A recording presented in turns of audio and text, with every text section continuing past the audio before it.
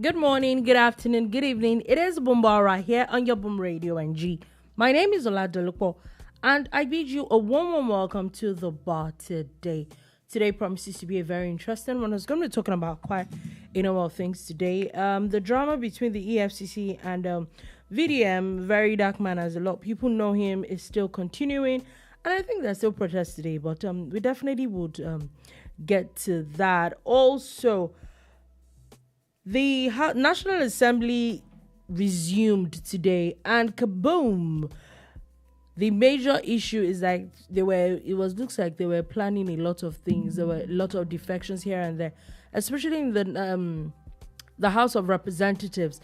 However, there are quite a number of moving from party to party in the House of Representatives, but also in the State's House of Assembly, there seemed to be a lot of defection as well in Edo State and also in Delta State. So we'll get to that also.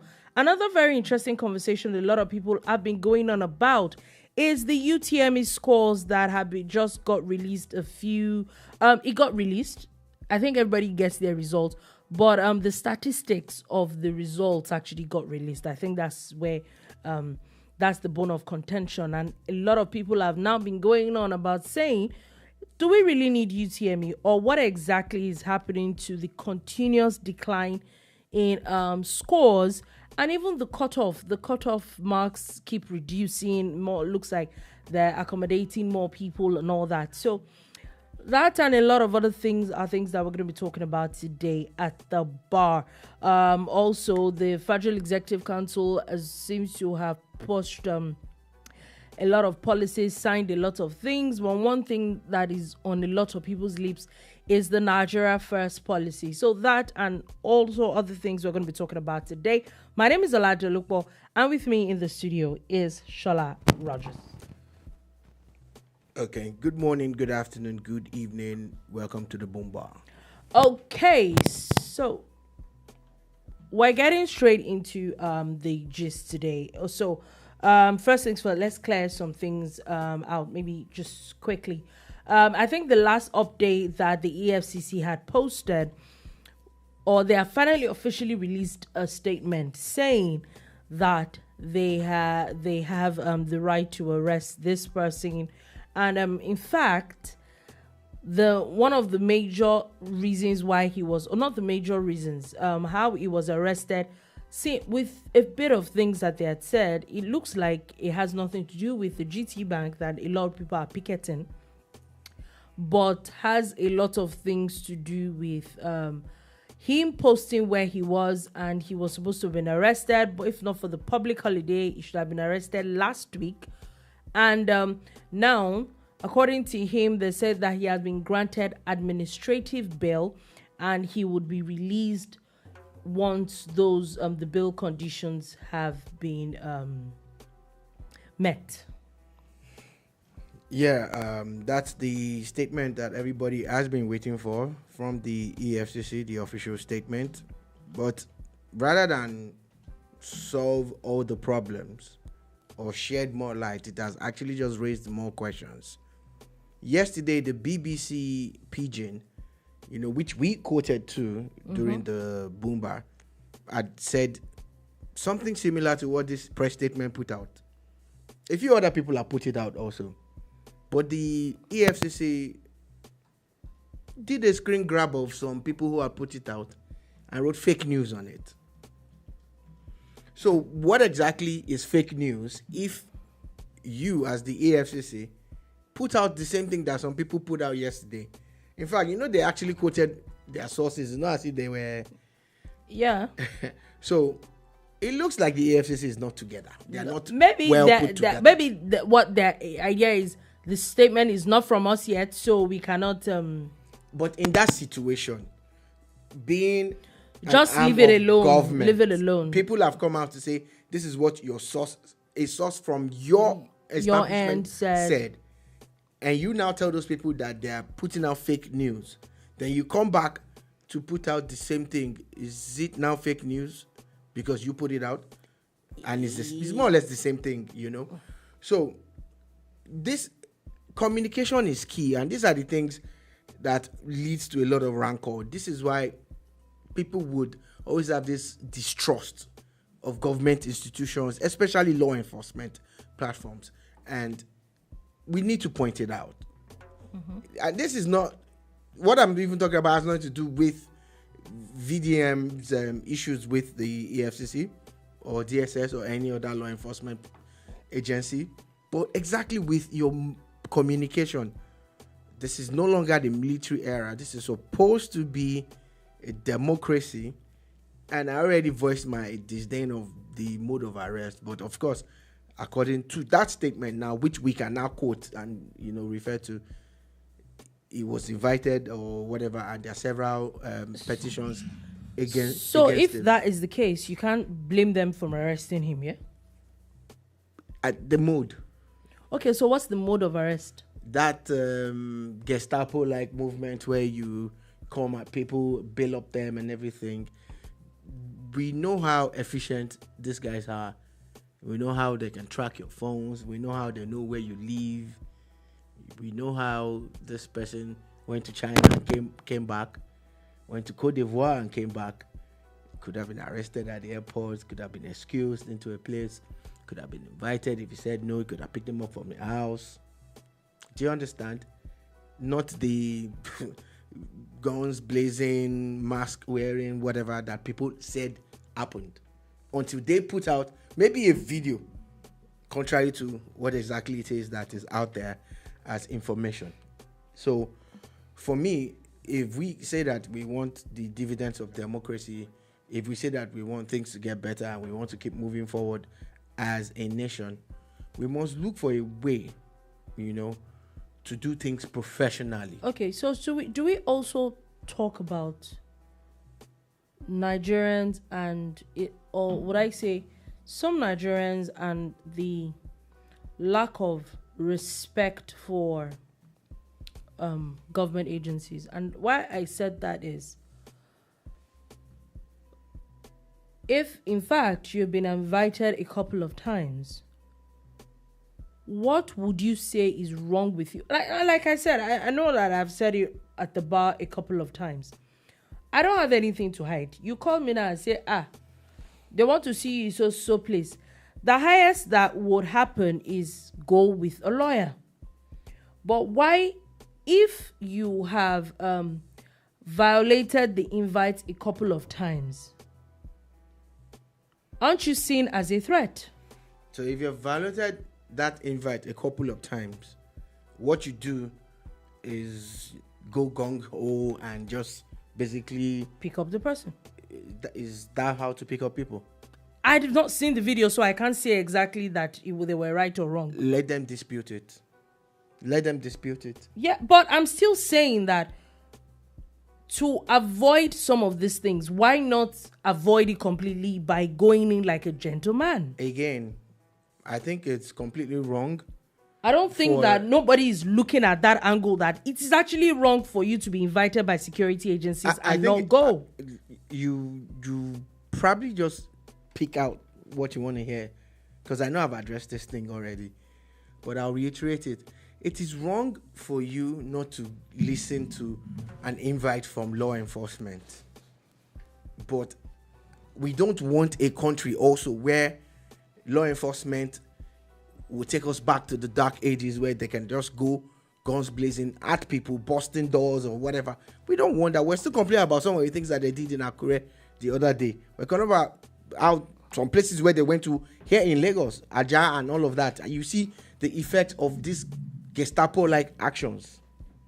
Now, law enforcement, I know that it has a lot to do with intelligence gathering and everything. But does everything have to be force, gone? That's what I'm saying. So, for me, I already said it yesterday, and I'm repeating it, that no matter what you want to believe, no matter what VDM's friends might have put out, there is no proof that he was arrested inside GT Bank. But there is proof that he actually left the bank. In fact, in that video, over and over again, you see how he moved back and hugged someone and strolled out. So, again, I also pointed out how he had already put a video out saying that it was at GT Bank to resolve an issue. So my issue is with the mode of arrest. I don't want to live in a country where, regardless of what it is, that we have to go this far. I've always said it. VDM needs wise people around him. He needs people who can maybe check him and say, no, you don't say that. But if you want to say it, you can say it this way. The EFCC on their own part also need to be more strategic and smarter about the way they go about things. A man said in a video that he has proof that you people are extremely corrupt. And you didn't do anything about it for so long. You didn't do anything about it. That there are a lot of issues. And by the time they bring out their again, one of the things that they always do, and we've seen this happen with Nigerian law enforcement agencies, they do not do their thorough investigation before arrest. And I'm thinking they have the wherewithal, they have the financial, they have the network, they have the access to technology, and they could come with a watertight case so that by the time you're arresting someone, you're going to court in less than 24 to 48 hours.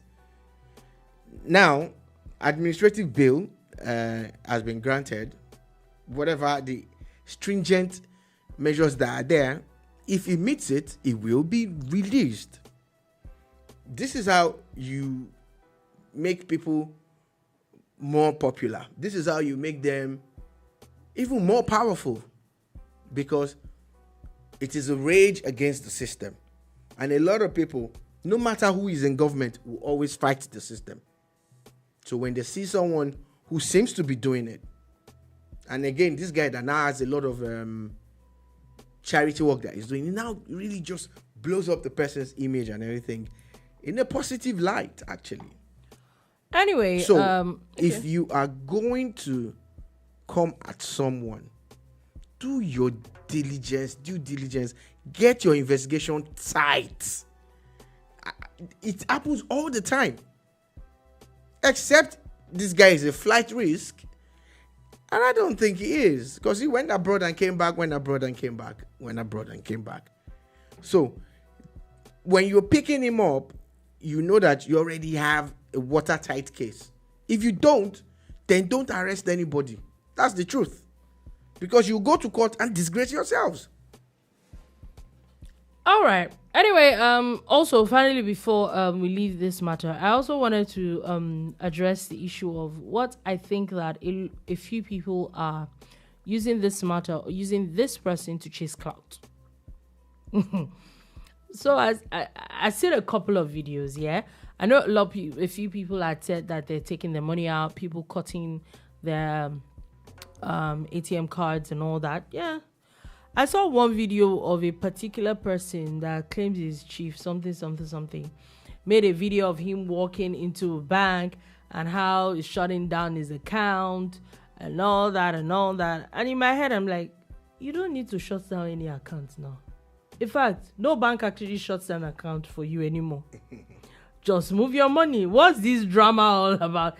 You saw him walking in and I'm like, what the old man. I'm like, what is the meaning of this? Are people just this jobless? Well, like you said, there's a lot of clout chasing involved. Not everybody that is even speaking for VDM cares about him. A lot of them are actually using this current situation to boost themselves. Oh yeah. And they're getting more. It's not anything. They're getting more eyeballs because people are seeking information. People are seeking solidarity. People are fighting. Some are for and some are against. And naturally, once this type of thing happens, there's a split. There are the people who sit on the fence, and amongst the people who sit on the fence are the ones who are just quiet for one or two reasons. But they're the ones who come out openly to support, and they're the ones who will go and defend anything as long as government is involved. They don't care if government is in the right or wrong. And the same way for his own fans too, who they don't care if whatever has happened, they must support VDM, they must fight for him, and he has fought for a lot of people and all of that. So, but cloud chasing, you cannot rule that out in any way, shape, or form. It's not going to go away anytime soon. You know? Okay. And a lot of people are actually just using this old VDM matter to just really get those followership and stuff. Yeah. You know? All right, please help us fix your microphone. Anyway, we're moving on from that, and we're going to something very interesting that happened today. So, this morning there was news that the National Assembly, they've been on recess for like a couple of weeks, and that they're back, and then that the Senate is back with that the Senate is back and they're fully automated. Everybody has a new screen in front of them and all that. And you know, it's interesting, yeah? It's interesting news, let's not even lie. However, the one that seemed to have gotten everybody's attention, basically, or would I say that if you don't know, now you know. You know that, I think, was it last week, there was news of the governor, the former governor, and basically the whole PDP structure in Delta State moving all the way to the APC. Now, looks like as if they have done the same with the National Assembly as all the Delta House of Rep members. We know that the senators had moved before the recess. Now, all the Delta House of Rep members have now moved to the APC. Yeah,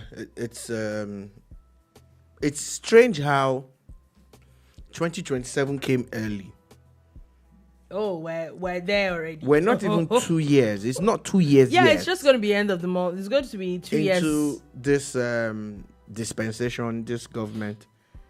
And campaigns for 2027 unofficially started last year. Everybody's actions and projections is not even about these 4 years. Everything you see them doing now is about 2027, it's about survival 31. and everything. And yeah, I like that too, 2031. That's what they are doing. Everybody's doing their permutations and everything. I saw an handle that, because I'm going to come back to what you said.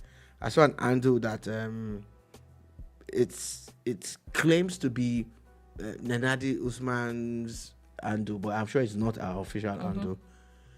But the person was putting out a picture of Peter Obi and Atiku. And he said, oh, what a great sacrifice. Oh, this is the best thing. At only 4 years and the power returns to the north in 2031.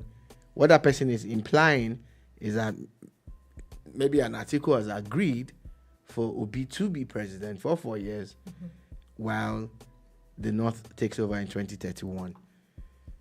And I doubt it if that's ever going to happen. And the reason why I doubt that is that everybody knows that Alhaji Abubakar Atiku the man wants to be is president. going to run again. He wants to be president. I remember 4 years ago when I was telling Dolupo that he was going to run. Win or lose. She argued with me. Because I said the man is running. I honestly still can't fathom it. Like, the man is old now. He's running again in 2027. And trust me, this God is not even keeping about everybody. APC or any other party. It's about him, like, as an individual. Like, what are you doing? Well, he still has everything together, so you cannot deprive him of his constitutional right to contest for the highest post in the land.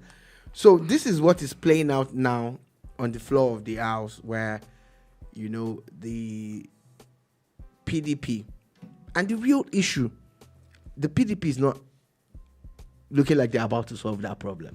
Yeah, it doesn't look like They it. have a problem with their ESCO. They've not sorted it. They don't have Maybe it's one of the reasons why those people are like, you know what, this thing is going to bite me in the behind, so let me just go. They don't have a secretary like that per se. They have not resolved that issue. That issue, yeah. For you to contest elections, you need some people to sign your forms, and the PDP does not have a clear-cut, you know, system in place to resolve their issues right now. Which I think that is what they should face first. That's one instead angle. of going to sue people that want to defect or are defected.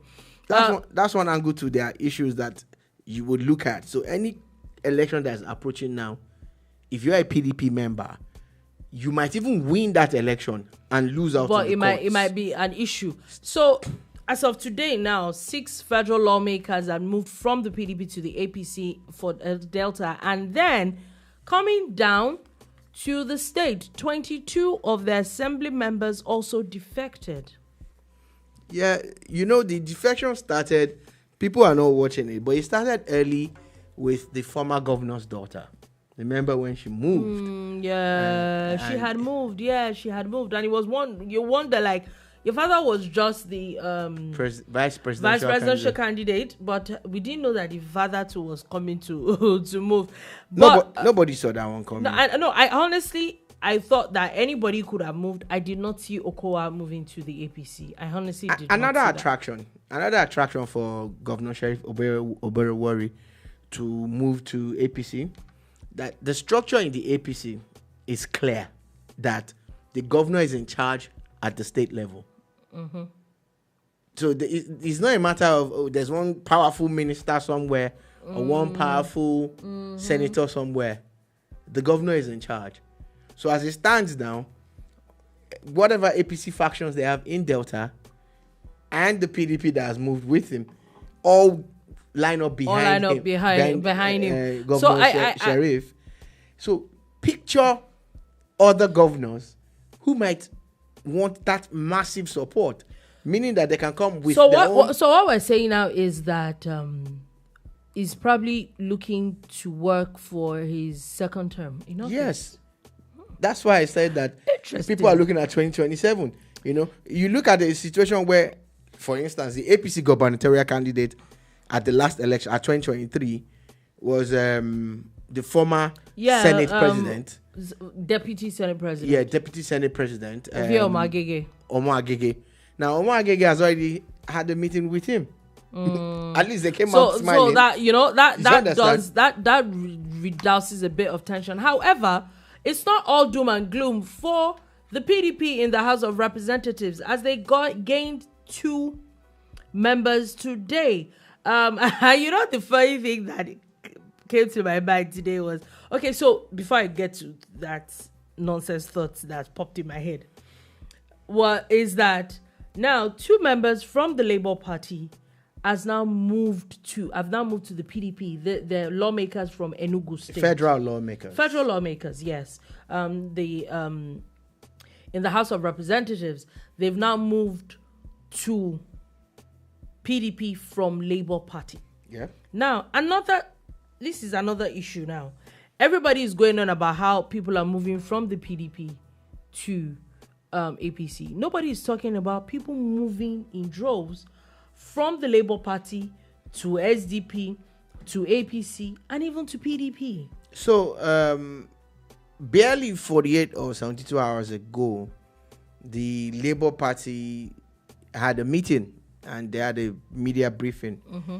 And there they had said that they're going to, look into the anti-party activities of the only governor that they have. Yeah, I saw that post that looks like as if they want to expel the only governor they want to have. However, that meeting, I think, was chaired by the former chairman that the Supreme Court has sacked. As it stands, they don't even have a chairman. Yeah, but he's not, according to the Supreme Court, he's still not the chairman. But he seems to be in charge one way or the other. Apparently, he's not. That I also saw another report, but he's not. But who is? Whoever. Nobody is in charge, I agree. But he definitely is not in charge. That's, at least there's no back and forth about that one. It is official. He's not in charge. However, I also saw a post, and I don't know how true this is, that he had actually gone to INEC office in Abuja as well. That's Julius Abure, to get the code to load candidates for Anambra elections, upcoming elections, and it was said he was turned back at the INEC office because he was not. Oh, I saw. I don't know if I sent it to you, that he's not the chairman of the party. So here we go now. It's musical chairs time again. Labour is already imploding. But if that story is really true, and I saw the press briefing or press whatever of Mr. Julius Abure and all that. And I'm like, what are you doing? You know, it was before there was speculation of, oh, these people, since there's nobody else there, he could do it. But there is a court judgment, a Supreme Court judgment that is officially stating that you are no longer the chairman of the party. So what is he doing? Like, what? And you see, I don't want to sound naive. And this is one thing I always keep saying. And it looks like as if at times I sound naive. Pardon my naivety. But at times I wonder what politicians think of. It is clear as day. You are not the... Where do you... All these shenanigans, because I think it's shenanigans, that Mr. Julius Abure is doing, where does he think it's going to lead? Well, we will find out. You know that they also have their own interpretation of that Supreme Court judgment that you're talking about. You did listen to them respond to it. They celebrated it too. They even see it as a victory for them. So the Labour Party really needs to move fast. What the funny thing is that the two Labour Party members that have now crossed to the PDP in Enugu State, you know, they might have to cross again if the word on the street is anything to go by. Which is there are always rumors that there are more governors that will be crossing to the APC with their supporters and their own entire okay, so that they actually might move from PDP again to another party. That's what you're saying. There's word on the street. It's just rumors. So I wanted to say now, it also now means in the National Assembly with all these defections, there's going to be change of seat again, Abi. As standard as it should be. Once you cross carpet, you also cross chairs. You cross chairs. Mm-hmm. I hope crossing chair will not cause another fight too.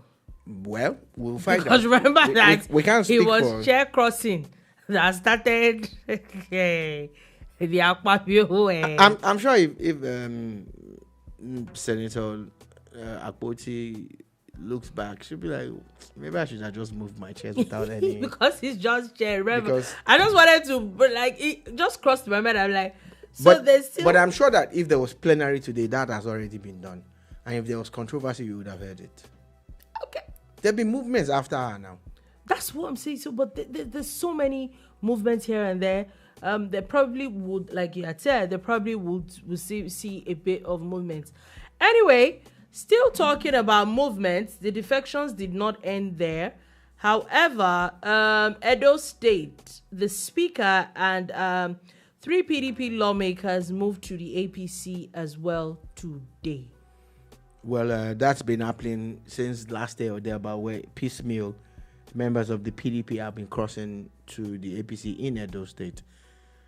I think that usually comes when the person who wins the governorship, especially the cycle elections, like in places like Imo, Oshun, and all of that, if the governor that's come in, you know, is able to garner some kind of grassroots support and trying to really get his bills to pass, it needs a majority in the House. So it's looking like maybe that's what's happened now with the defections in Edo State. That effectively makes Edo like an all-round APC state now. Mm-hmm. Yep. So it's interesting. Yeah, we definitely will follow all these matters, but I just think that it's really early. It's just really, really early for so much of this. But one underlying thing that we can say that is a lot with a lot of parties, the moving Labour Party and PDP, is that they need to put their house in order. They really do need to put their house in order. Maybe that's why they started all of this musical chairs early, so that when it comes to the close of the transfer window, the temporary close, where people have to actually buy forms. Once you buy a form, at least people know now that if you buy a form in a particular party, within that window you cannot cross Because if you do that, you lose yeah. So okay, so Peter says this is Peter says the judgment between two parties and the Supreme Court said the appeal by Usman-led petition succeeded. Sure, okay, I'm guessing maybe this is supposed to be Abure should go and sit down. But I actually did read a bit of that judgment. Yeah. And as much as Abure was sacked, I don't think the Supreme Court also okayed their the working committee, because they don't have such powers. You don't understand. So again, you must know it's a very dicey issue, because Abure is not the but also the Supreme Court did not give powers to the working committee as well. Yeah, because what are the prayers before the court? The first thing is, what were the petitions about? True. It was about Abure. The primaries that were they conducted properly and all of that? The Congress and all that. This is where we also need to hold INEC responsible for some of these things. If INEC was enforcing some parts of the law, where you know that without INEC's endorsement, no primaries will hold. And without INEC's endorsement, no Congress. Especially Congress can hold, but electoral Congress, they need to have, all of those things things in place. You tell them to submit some things beforehand. What's not the point of everything they do? And maybe it's time. And parties need to come together and sue INEC. This doesn't all go well for Labour Party. Or maybe the National Assembly, they have committees in charge of these things that have oversight functions. Those are conversations. And the funny thing is that nobody talks about the fact that INEC is supposed to oversee these things. But INEC let it happen, and then we now go to court, and then we'll not be wasting our precious time in court. And this might have an implication on the proposed coalitions that people are talking about. This might also even see someone like Peter Obi leave Labour Party, the way things are going, because he knows that he has a groundswell of supporters. You get, he has this chunk of people who actually believe in him, and at this rate, he might have to maybe even start his own political party, or go and join another party where if he's going to do that, he should probably start that like right now. Yeah, where the exco would see him as the leader, because ideally, even if you have an Abure as chairman, Peter Obi is still supposed to be like the leader of Labour Party. He was their presidential candidate. So you are supposed to have like a shadow government where he will still be a president in quote, you get, and members of his kitchen cabinet and the ESCO will work together. I just wonder, like, I honestly, generally just wonder, like, what is Mr. Abure planning? Like, what's his plan? Because really, like, everybody knows you're not there. So what's your end game, or what do you think to gain from all this drama? But anyway, we'll definitely follow all this. I hope that everybody puts their house in order and they do it quickly before all this drama goes off. Nigeria cannot afford to have only one party that is this powerful. The opposition needs to come together and find common ground. I think I saw an interview of I think an APC chieftain where they were asking him, is APC becoming turning Nigeria into a one-party state? And he was going on about how you can't stop people from coming to their party, and it's not their fault if everybody else. He is right. Every other party have issues, and people want to leave. I'm not even talking about them. I'm talking about the opposition. I'm talking about the fact that even if you're not in government, you are still in government as opposition, because some of the things you say will get to them. You can even still advise them for free. You can criticize them and keep them on their toes and keep them honest. But if you do not have all of this in place, these people will go to sleep. So any country that wants to thrive needs a very strong opposition also. Anyway, now we're moving on from that. I just saw a post now. Apparently, a lot of people seem to have an issue with the House of Rep member in Etiosa local government. What about him? So people are just saying that a lot of people voted emotionally and they just voted for Labour Party, and now he's probably one of the worst things that happened. Well, the way the APC leaders always say that you should wait for the next election cycle and vote them out if you don't want them. They should wait now. The man has won his election and is there. Is representing the good people of Etiosa to the best of his ability. If you feel he's not doing well enough, well, sorry about it, but it's his constitutional right to be there. And remember that recalling someone in this country based on whatever, it hard. Anyway, moving on from that quickly, let's go to another very controversial issue that a lot of people have been going on about for days. And this is the UTME, that's the Joint Admission Matriculation Board, JAMB, the examination that they do, which is UTME. And this is the exam that, before, I think there used to be different exams. Now it's just one that gets you either into university, polytechnic, college of education, whatever. Everybody has to sit down and write this JAMB. And there are different cutoffs per school, per institutions, universities, and then there are also different cutoffs, like personally per school and courses, basically faculties. And why are you skipping the most important one? What? State of origin, your down self-D. the catchment area. Yes, actually down self-D, because it exists. It definitely does. Now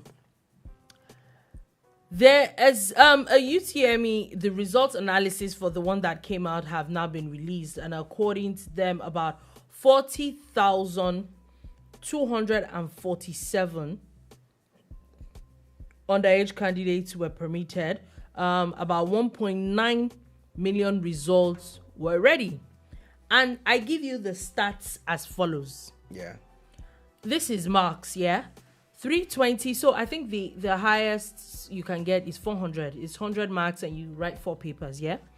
So people that got 320 and above, 4,756 people got that. And the percentage is 0.2% of the total number. 300 to 319, 7,658 people, and 0.39% of the entire number. 300 to basically people that got 300 and above, basically 0.63. That's a merger of both numbers. So if people, so just a percentage, about 12,414 people out of 1.9 million people got over 300. Now, about 73,441 students got between 250 and 299. That is 3.76% of the total number. 200 to 249, 334,560. Yeah, it sounds nice, yeah, but it's just 17.11% of the total number. People that got 160 to 199, in my dictionary, you already failed. 983,187 people, 50%, 50.29% of the number of people that sat for this exam got between 160 to 199. 140 to 159. At this point, I don't think you should actually go to school again. But it gets worse. About 488,197 people got that, and we're saying 24% of the people that took this exam got between 140 and 159. There is a number of 120 to 139 people, 2.9% of people got it, and 100 to 199, 0.2% got that. And yes, there were few people that got below 100. 2,031 people got below 100 over 400. Okay. Now, let's go to these percentages. I last cutoff for JAMB was 140. keep in mind, it is over 400. Now, what this is telling us is that less than 20% of the people that wrote JAMB this year got more than 50%. Got at least 50% and above. But it's always been like this. Now, my issue is... Doesn't make it right, but it's always been like this. So, now this is my issue. Yeah? Number one, JAMB reducing cutoff every year. For, I think that it is the height of enabling mediocrity. Okay. If you cannot get 50% in an exam, I don't think you deserve to get into whatever institution. And I think that the minute people realize that, oh, I can't get into it, you either sit down and don't take the exam, or you get more serious with your life. I do not think anybody that goes through 6 years of secondary school should not be able to get 50% in JAMB. The minute you don't get it, you do not deserve to get into university. And then we see federal universities, and I think even some state universities. I know for a fact federal universities, a lot of federal universities, if you don't even get 200, there's post-UTME that they do. They'll tell you don't even bother collecting post-UTME form in the first place, because it's so competitive that even the 200 and something that you are getting, you've not even gotten into. Do you understand? Like, you see 200, 270, 280, 290, and they still don't have admission. But some mushroom university, private university, would admit you with 140. What common sense do you have if you cannot pass SS3 exams and you cannot get 50%? How do you want to pass through 100 level or 200 or 300? And then we now continue to sit down and I think that it is the height of mediocrity. I think it is the absolute worst. That it is okay to, if you cannot pass, that's it. And then you see states and local governments pay for people's examinations, and then you now come out and you fail. Nah, I don't think you deserve to go to university. You do not. Because it's rewarding mediocrity. What exactly is JAMB doing? Or they'll tell you that because some people don't readily go to school in a certain part of the country, so their cutoff is lower. No, we're all writing the same exam. You are given the same syllabus. If you cannot read it and pass, I'm sorry, you do not deserve to go to a university. Simple and short. Hello. I heard you. I wanted you to. Oh, really, I'm done. Because you were really... I'm actually pissed off. I didn't want to call it a rant, because rants are seen as derogatory. Oh, I'm ranting. Yeah, no, ranting. But you were really pointing out your emotions, your heart. The thing for me, though, is how many universities do we have? How many openings do we have? And how many people are trying to get into those schools?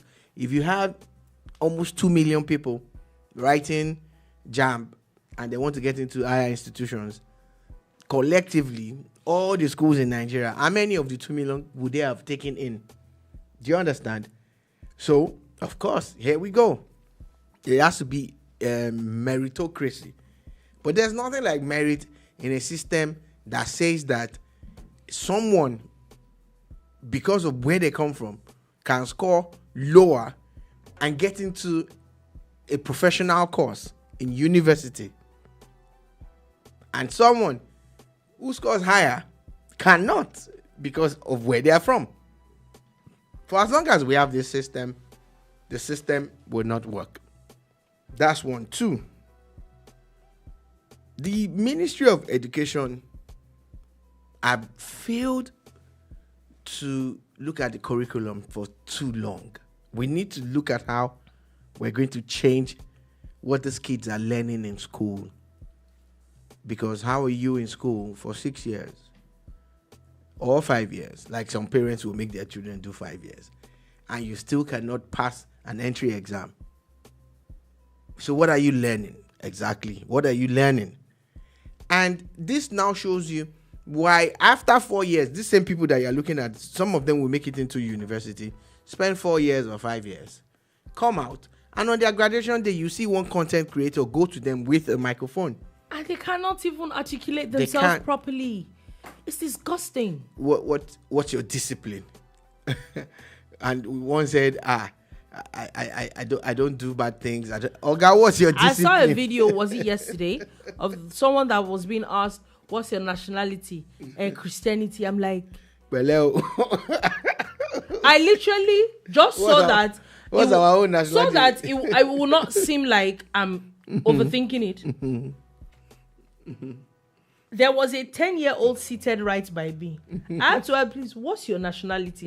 What do you mean? Like, I was like, no. Like, maybe I'm the one that is old, Abby. Let me be sure that. So that's where the problem lies.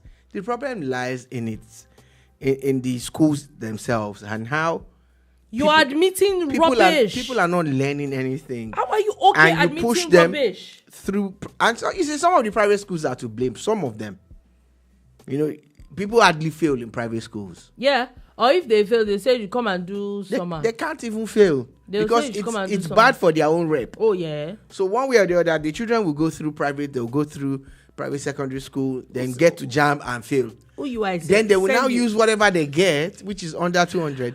And get into another private uni again. Shout out to federal universities. Federal universities are looking for a way to get you out of this. You're already too much. So this if you don't work for what you have, you're gone. Issues, and that's why a lot of graduates today are unemployable. Unemployable. They're quick to be aggressive and angry when you speak this truth. But let's go back. What's your history? We are not doing well educationally. But even parents, collectively as a country. Yes, even parents. I remember when I was in secondary school, especially when I got to senior secondary school, there was always they had always gotten the awareness. I'd gotten the awareness of WAEC as of SS1. I remember, and maybe everybody is not like how I grew up. From, I think I was in primary 4, primary 5, you had to read something before you left the house in the morning. Every single day. It was a thing. You wake up early, you get yourself ready, then you go and read. Or you read before you get yourself ready for school. I remember, even though looking back now, of course it was just fear tactics. But you will be told, you will go and sell pepper if you fail in my house. Like, it was a taboo to fail. It was a taboo. Like, you just cannot fail. What are you doing with your life? And the truth is, as a primary or secondary school, what are you doing with your life? That you cannot fail. Fail where? And that's the thing. I think that even parents too are dropping the ball. Parents are dropping the ball. You cannot work hard to pay school fees, to pay examination fees for your child, and it's okay for the child to feel that I can come back home and fail and nothing is gonna happen. And that's it. I think that it's an all-rounder thing. You hear parents give excuses for their children's failure, and I'm like, wait, am I that old?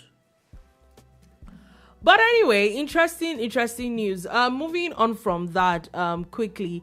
The federal government has now pushed, the Federal Executive Council has now, the president has officially signed the Nigeria First policy. And what does that mean? They're saying that the policy means that anything that can be manufactured or procured in Nigeria cannot be sourced outside. And I think that they're starting from MDAs, the ministries, departments, and agencies. They're saying that it is now illegal for these MDAs to import anything that can be sourced in Nigeria. You people are looking for Donald Trump's trouble, Abby. It's only America first, so you can't do Nigeria first. Okay. But that's a joke. On a serious tip, it's not enough to sign paper. This thing is not new. It started in the 60s. And of course, somewhere along the line, they lost it. Remember, back in the day, there were 2 car assembly plants in Nigeria. There was the Volkswagen and Ojo area of Lagos, and there was the Pojo in Kaduna. And the bulk of the vehicles that government officials used were from these two plants. Fast forward to, I think, somewhere around 2018. If you go check, I think Buhari also pushed this type of agenda. What happened to it? They didn't push. Do you understand? It's like, so it's for me now, this government signing this paper, congratulations once again. It's in the execution and implementation. Let us now see that for real, because it's actually a good policy in the sense that you will actually be boosting local production, and which means more jobs, which means more IGR. Now, for this to be more effective, it cannot stay at the federal level. It has to be at the state and local government. So picture a local government that's patronizing people within its own locale. Do you know what that means? Mm-hmm. When you buy local, you grow your local economy. And it has a ripple effect. That's what it means. So, for instance, car manufacturers in Nigeria or car assembly plants and all of that, this is a good chance for them to now get business, you know. Now, let it also now have something that the private sector will sign on to, because they are going to be the biggest beneficiaries anyway, seeing that they're the ones that would. But if government really wants to do this more and make it more effective, there has to be some kind of funding or grants, like they are doing in entertainment and some other aspects now, that could actually look at the serious car manufacturers, look at the serious local production plants, like the places where they make toilet roll or toothpicks or any other thing that we know we can actually achieve locally, we can make locally, and maybe boost them with loans and grants and stuff. That way they're employing more people and they're producing more. You know? So this Nigeria First thing on paper is good. We'll wait to see how serious they are.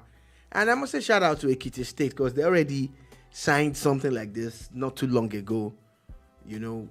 And if Nigeria can do it across board and trickle down to the local government, we might just see a turnaround in our fortunes. Fingers crossed. Okay, now interesting news coming from the courts, as apparently Nnamdi Kanu's case was today, and his sister-in-law was live streaming the proceedings, and she was officially barred from the court for illegal live streaming. And in my head, I'm like, are you supposed to carry phone to in the first place? Court in the first place? I thought that those things were not allowed. Yeah, interesting how, you know, people get away with stuff. Apparently, she's not getting away with it, as she's now being barred from the court. Also, she got away with it. She's not arrested. She's not reprimanded. She's not fined. The IG has now is said to have recovered 6 billion naira worth of properties from fraud-linked bank account holders. Okay. Also, wanted to put it out there, FCTA has now announced again. Now people will not listen now. Excuse me. They're saying that there is a new Ponzi in town called Property World Africa Network. What they're saying is that this particular platform that is involved in PWAN MAX says that the company's investment solicitation activities seem to be illegal and potentially fraudulent. They said they lack the legal authority to collect funds from the public as they're not registered with the SEC. So, SEC is telling you subtly now, they are not registered with us, and if they're not anything that is any financial institution that is not registered with the Security and Exchange Commission is considered illegal. Don't put your money there. Okay, we are saying it now. That's probably too late for you to advise them. Today I saw a tweet from this guy that's at Arise TV. Someone has sent a letter to him. I sent it to you too, where a man was talking about e-wealth, something that they joined, and when CBEX went belly up, people started trying to get their money out of this particular one, and now their monies are stuck. And the people told them that they have to recapitalize. You have to bring another 50% of you, and blah blah blah. So obviously there are several Ponzi's going out there. Some are just not as popular, so you don't know. Yeah, e-wealth something. Please, people, once again, the patterns are there. Once you see them telling you have to bring someone, and then you take this percentage, and the return on investment is very high within a short period, please just rest assured that you're about to be scammed. You might be one of the lucky ones that get money out from the first round. But most of those first round, greed do not let you. They always go back for more. Greed do not let you leave, and that's what those people are also counting on. Please, we really need to be careful. But quickly before we go, I think the conclave is going to be officially open tomorrow. Cardinals are officially moved into the Vatican today. So, looks like there's going to be a new pope very, very soon. Also, U.S. government is now offering travel assistance and $1,000 stipend for voluntary self-deportation. Yeah, there are also stories of how they are talking to Rwanda to move people to Rwanda, whether you are from undesirables in quote or not. There, and Rwanda was about to do that kind of deal with the UK, but that thing broke down. But they're saying that they want them to come through. So I'm guessing the US will pay Rwanda, yeah? Yes, they'll pay them to keep the people they don't want in America in Rwanda. Oh wow! But you can leave Rwanda whenever you like. But really, they deport you from, and then you go to Rwanda. Go back to your country. But what do I know? What's my own? Anyway, Sha, the National Sports Festival is happening very, very soon. It's just around the corner right now. They're saying that there are about 2,150 medals to be snapped up from 549 events. Yep. It's Nigeria's Olympics, and the Ogun State has been talking a good game. Let's hope that they can walk the talk. Fingers crossed. The talks about how their training sessions and even their accommodation span from Ogun State all the way dovetails into even Lagos State. Anyway, so we'll see that. Also, Watford has confirmed departure of their head coach, Tom Cleverley. I didn't even know he had become a coach. Wow, you didn't think he could be a coach? I just didn't know he had become one. Now you know. At least he's now in the league of big coaches because they've sacked everybody sackable. When they sack you, you are now a big coach. I did not say so. I'm just saying my own so. Anyway. It's just like when they arrest you, you become a big activist too. That was their day, That was their day. Anyway, Cristiano Ronaldo's eldest son has now been called up to Portugal's under 15. I think that's nice. And Nigerian stars decided to show up and show out at the Met Gala. Yeah, I saw Thames's attire. Attire. It was Akara and it was so nice. Yeah. I saw Ira Star looking really nice too. Chimamanda, Yeah, Chimamanda, Burna Boy. Yeah. Then Burna had an after party where a couple of Nigerian artists were there. Pokoli, Fave, and a couple of that. Our guys are rapping and having fun. Yeah, and it's cool. They're doing really, really well. Anyway, on that note, that is all we're able to take today on The Bar. Thank you for listening. Thank you for watching. Thank you for the comments. We'll be back again tomorrow at 3 p.m. West African time to give you another wonderful edition of The Boom Bar. Do have a beautiful, beautiful day ahead. Please remember to subscribe also and share this video. Thank you.